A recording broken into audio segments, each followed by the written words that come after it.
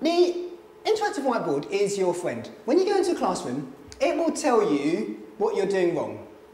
It's strange like that. But when I first started teaching with a projector, I used to do this quite a lot. And students used to say to me, "Sir, I can't see the board, I can't see the board." At this point, there's an obvious answer to that. If you can't see the board, chances are your students can't see the board. And the projector's trying to tell you that, so the interactive whiteboard's on your side. Listen to what it's saying. If at any point you find yourself doing variations of disco dancing, you can do that with Whitney, actually, it works a bit better. She'll be turning in her grave now, won't she? Yeah, if you find yourself doing variations of disco dancing and or going onto your knees, which I've also seen, that also works. Or what's the other one? The limbo. If you find yourself doing any of these, stop. You look silly. Your students will think you look completely unprofessional. Just a little tip, when you come up to the board, stand to the side of the board. It's perfectly okay to do this. You're only getting your finger in the way, everyone can still see the board. The other thing you can do is you can find yourself squinting a lot. If you find yourself squinting a lot, move out of the way. Because the board's telling you again, move out of the way. Listen to what it's got to say.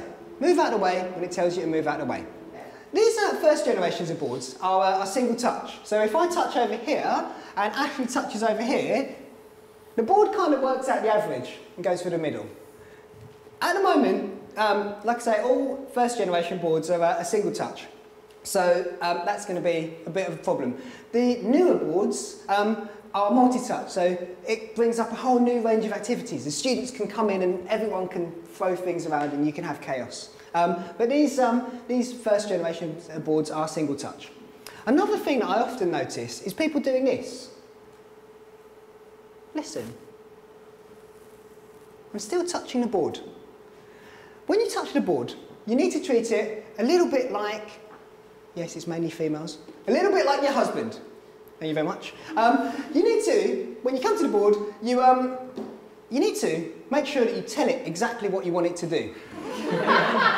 If you touch the board and you decide that you want to move, I should probably move a man here, shouldn't I? If you decide that David needs to get himself over there, you need to poke David right in the eye and pull him over.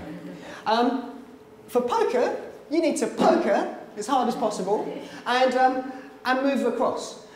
A good interactive whiteboard user, by the end of a session, should have a flat finger.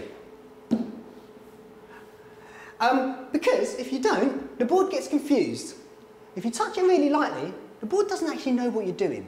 So whenever you come to the board, I want to hear this. And then I want to hear this.